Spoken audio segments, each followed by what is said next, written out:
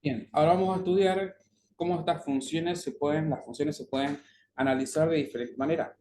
Para eso, lo primero que vamos a ver es que podemos definir una función como creciente o decreciente a través de un gráfico. ¿Sí? Si ustedes miran una función creciente gráficamente, lo podemos diferenciar de esa manera. También de la misma forma con una función decreciente.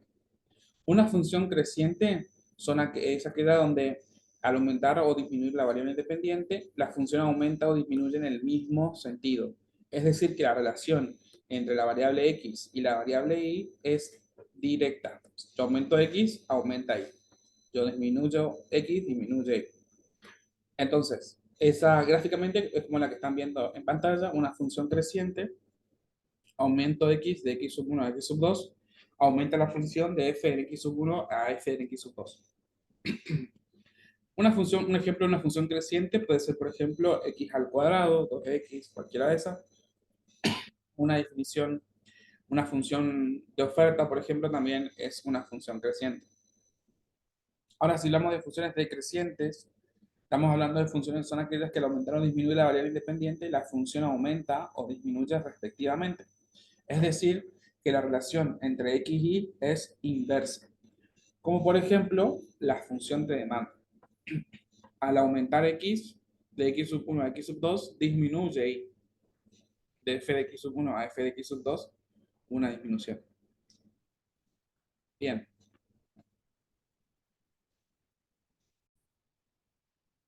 Además, las funciones se pueden también analizar de acuerdo a la forma en la que están determinadas. Pueden ser una función de forma explícita o una función de forma implícita.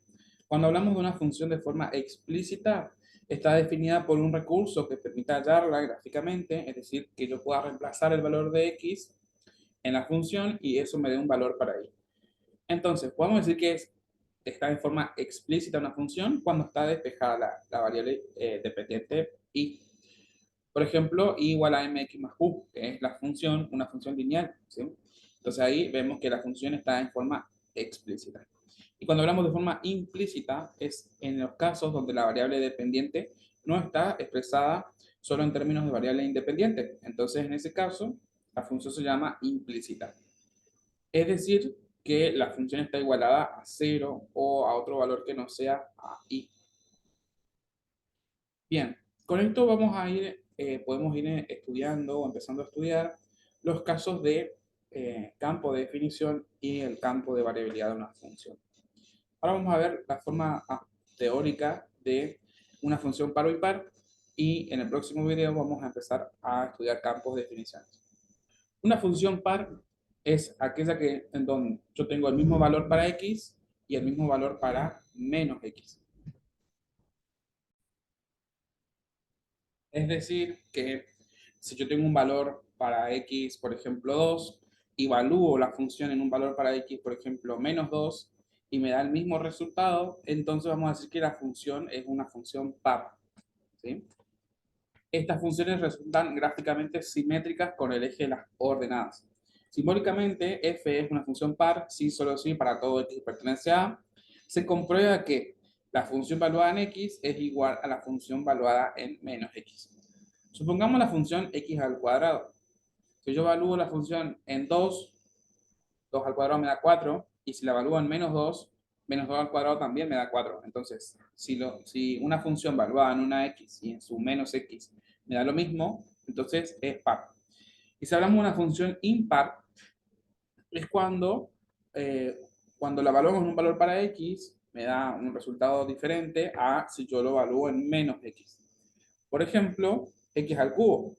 Si yo evalúo 2 al cubo, me da 8 y menos 2 al cubo me da menos 8. Entonces, x al cubo es una función impar. Estas funciones resultan ser simétricas con el eje de las ordenadas, ¿sí? Perdón, con el origen de coordenadas. O sea, tenemos, por ejemplo, bueno, x al cubo es una función que es simétrica con el origen de coordenadas. Simbólicamente, f es impar, sí, solo sí, para todo x pertenece a los números reales. La función en menos x es igual a menos la función en x, ¿sí? Así podemos determinar una función impar. Si encuentran más ejemplos de funciones par o impar, pueden escribirlas bien en el foro y vamos viendo cómo se comportan estas funciones par o impar. Es muy importante entenderlo porque después en los finales siempre está esa pregunta de cuándo una función es par y cuándo una función es impar. En el próximo video vamos a estudiar campo de definición y campo de variabilidad.